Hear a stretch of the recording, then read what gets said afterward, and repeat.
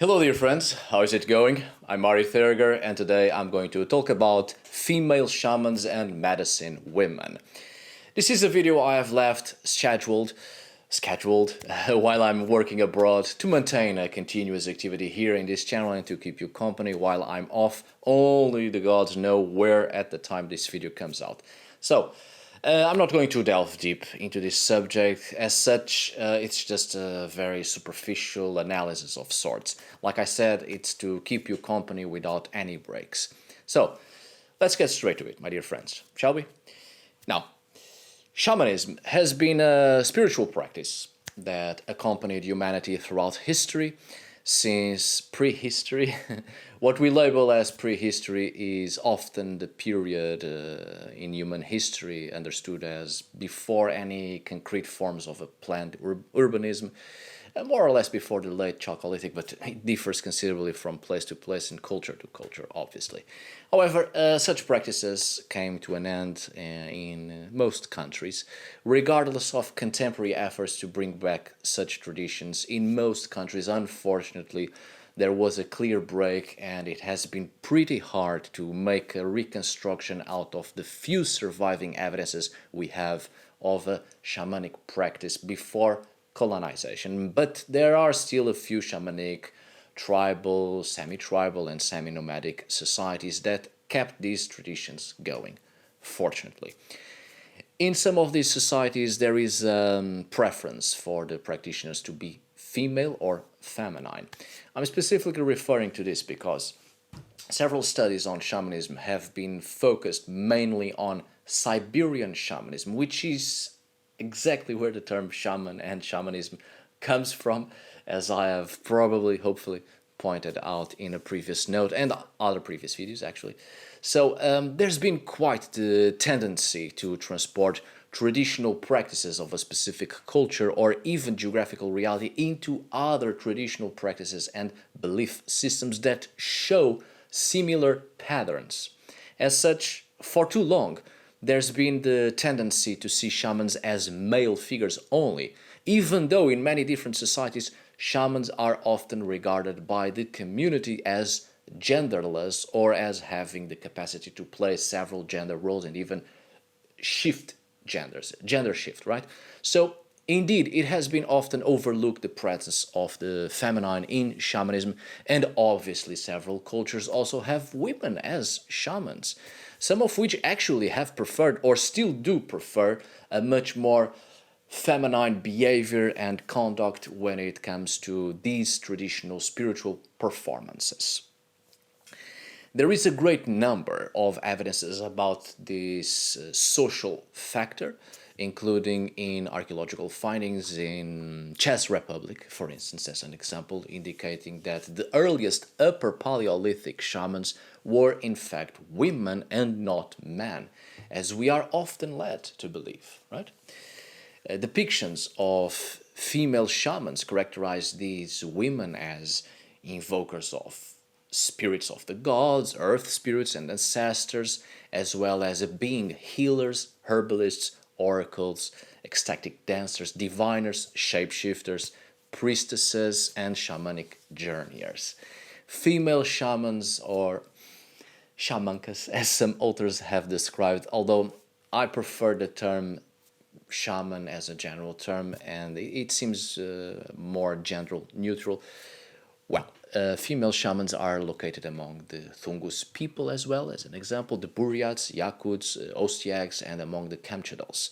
These examples in particular really show how most of the scientific studies about shamanism have always bent towards a more patriarchal analysis or point of view, since much of such studies have focused on Siberians and Aboriginal peoples who assimilated with the Russians, and yet the information passed down through these studies to the general public is almost always indicating a male presence and authority within these people's traditional spiritualities, religions and belief systems. But the fact is that they do have a considerable presence of women as shamans, a considerable weight of the feminine in these traditional beliefs.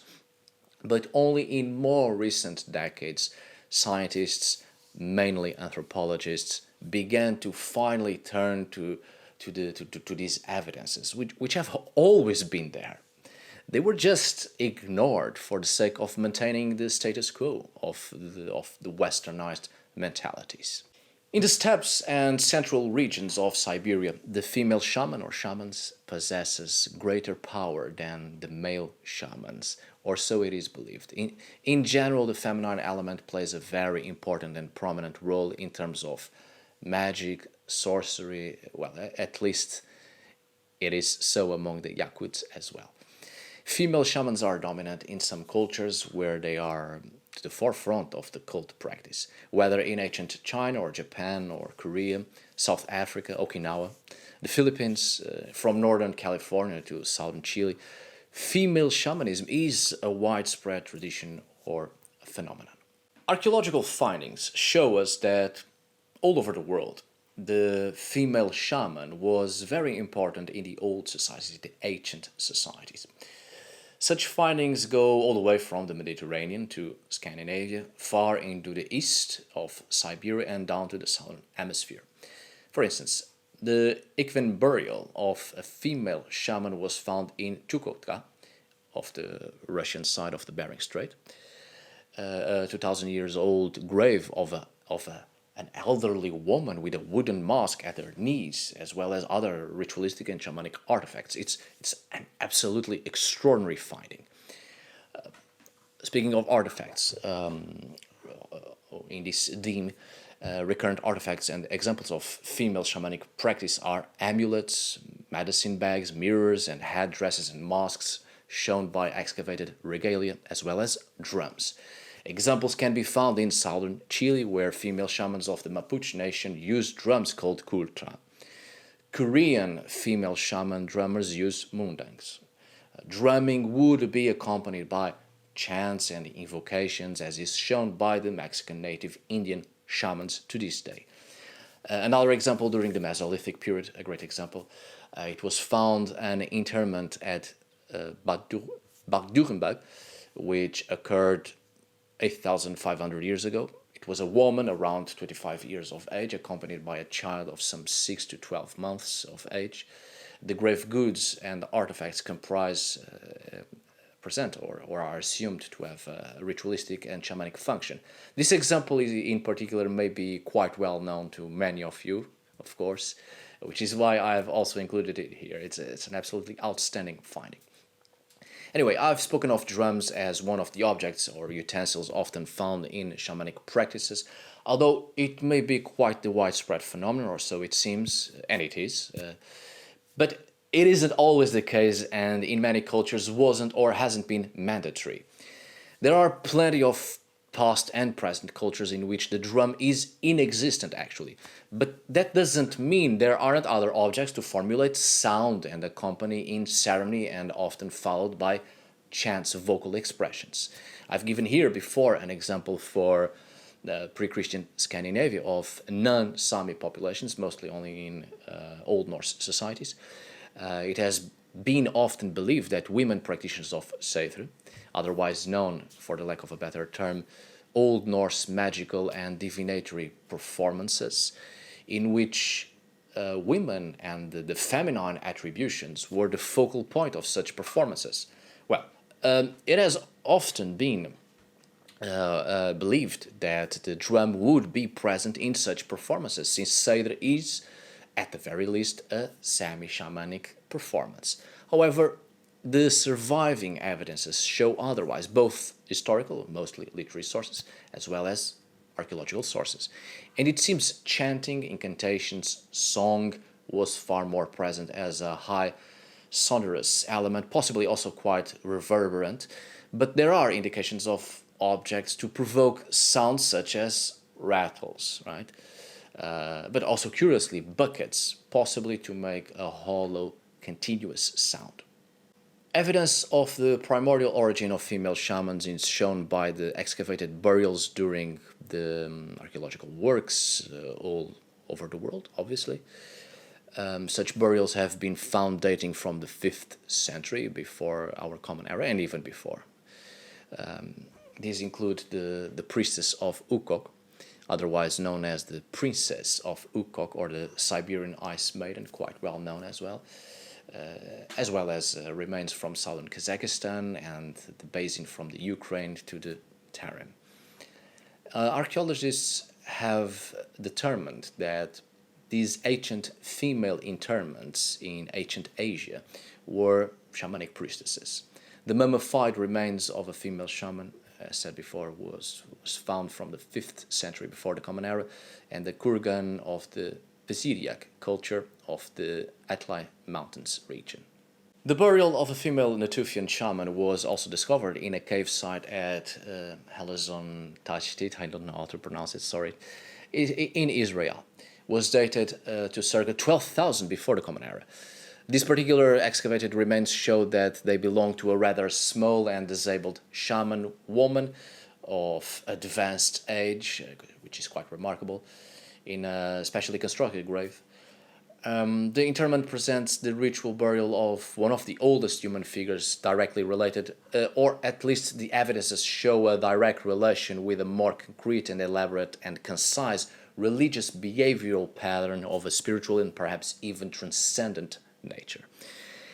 There are many interments that show rituals and techniques indicated by shamanic burials with specially placed animal bones, and in some places tortoise shells as well, and sometimes even feathers. Among northern Amerindians, medicine women are as common as medicine men, especially among the Lahotas and the Creeks, with both occurring among the Inuit actually. As it is with shamans, the medicine women and their healing practices are not restricted to members of the male gender only. In ancient Greek mythology, in the temples of Argos, the goddess Hygeia was the daughter of Aesculapius, god of medicine, also the great mother goddess Hera as Lucina, the Roman goddess Lucina, propitiated at or presided over childbirth. And the original aspects of these goddesses were probably real medicine women, or creating here a parallel with medicine women. I mean, in remote antiquity, women were engaged in the practice of medicine. We know this. In Central Australia, as an example, the medicine woman is ranked equal to the medicine man, just as the female shaman is the equal of the male shaman in several other cultures and several other shamanic societies. Medicine women were and still are thus equal to medicine men in many societies. That's the point. Not only in the way they became these people in the first place, with these particular functions in their societies and communities, but also in social status, their role and function, but in all other aspects, or at least in several aspects.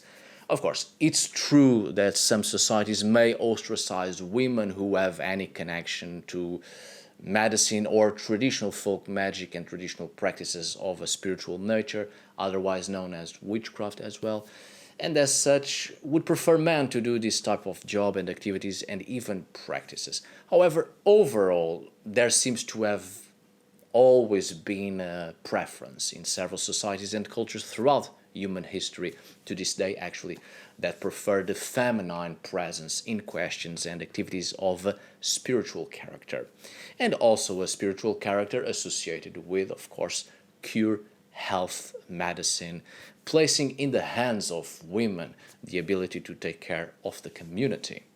So, loads of examples, as has been shown by both female shamans and medicine women in many times, climates and cultures, and many geographical realities.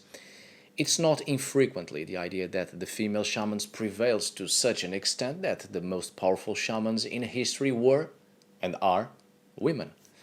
The antiquity of the shamanic role of women is illustrated by the evidences of surviving rock and cave art as well, which can be indeed interpreted in terms of shamanism and fertility ritual and rites of passage related to shamanic practice. Rock art in southern Africa, for instance, can be analyzed from an approach that incorporates women issues within a framework of shamanism. Depictions on cave walls can be interpreted in terms of the shamanistic nature of the puberty rites of girls. Due to a considerable focus on this field that started off first from the point of view of Europeans and within Europe, we have often conducted the studies of evidences of rites of passage towards a male-centric perspective, often having as basis of study the Bronze Age all the way to the Middle Ages in European context, and the rites of passage of young male warriors in European context. In this way, it has often been overlooked the puberty rites of girls and women's rites of passage, especially difficult, of course, to determine in magical religious environments, but the evidences are there if we care to look. I've made a study on Gurveg for Scandinavian pre-Christian belief systems, in which I have touched on this aspect of rites of passage of women to enter a women's society related to Seder, the magical arts of a divinatory and semi-shamanic character. So, this can very well also be conducted towards far earlier evidences of women behavior or women's behaviors and activities, such as cave paintings. Actually, as you know it, quite recently, or more recently, the analysis of this context have been extended to an interpretation of cave paintings claiming that the art was the work of women. Recent studies have produced quite a few interesting results indicating that prehistoric female artists also helped create several famous cave murals and various other cave paintings and rock art in general. Through the study of human hands, it has been possible to establish by analysis of digital ratios that the evidences appears to show that a large number of upper Paleolithic cave artists were women, confirming that the women's role in prehistoric societies was much greater than previously thought. It is most likely, considering the role of women in primordial societies as shamans, that ancient art was mostly the work of women. Handprints on cave walls were analyzed and show us that there was a gender difference between relative lengths of fingers. Men and women's fingers lengths are different, at least from the anthropological point of view, comparing the osteological remains of human hands with the handprints on cave walls. Of course, even though there is another theory that claims the handprints may be those of adolescent boys, but it still remains that some 75% of cave art hands are female, regardless of age. Some may not see a pattern or even correlation between prehistoric art and religious or spiritual practices, but in my opinion, the two are not mutually excluded.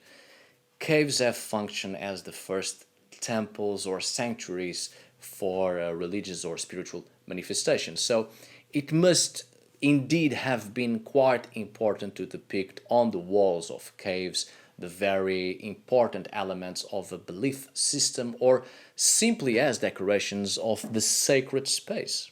Decorations in their great majority produced by women, the very women who possibly held authority or presided over the spiritual sphere.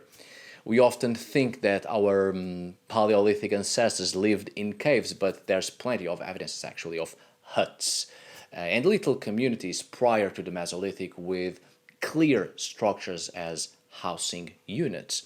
And the cave served as a space for other activities outside but not excluded from the social and mundane environment. There's a very good example in Portugal near Lisbon of a Paleolithic community living in huts. We have found the negative prints of structures, and the cave nearby was a place of worship, sort of sanctuary or temple even, where our ancestors excavated niches on the walls and placed polar bear skulls to perform some archaic cult towards the bear. On some other video, I don't remember which, I'm sorry, my apologies, but I have shared with you that one of my professors has been involved, and I, by extent, much later as an archaeologist, when I became an archaeologist, involved in a study concerning rock carvings depicting human feet. And from that study, it was concluded, finally, that these feet depict women's feet, usually in rocks or on rocks near bodies of water, and the feet coming out of the water, a representation of the sacred feminine, possibly depicting prehistoric goddesses. In fact, looking at the local folklore and the Christianized place names, it's always related to a feminine figure, specifically of the rocks of the place that contain these representations of women's feet, carved on the rock. It's no coincidence. Another evidence of the important role of women and the feminine in religious activities and marking the presence of the feminine, just like it was marked on cave paintings that contained women's hands. Marking the presence of the feminine, marking the presence even possibly of the several women that through the generations of those specific communities have presided over the religious, the cultic ceremonies and the magical religious and spiritual performances. And possibly even using caves as a place of healing, where the women took care of the infirmed and the dying. These theories not only express that women were actively involved in cave art and rock art, but that they had a considerable weight in the magical religious panorama as well, marking their role as shaman leaders in ritualistic fertility and magical practices as well, and many of which were also linked to rites of passage for other members of the community. So, that's it, my dear friends. A brief and very general approach to female shamans and medicine women. Feel free to express your ideas and more evidences in the comments below. I am sure the community here and I will appreciate it. Thank you so much for watching. See you on the next video. And as always, thank you for today. Farewell, dear friends.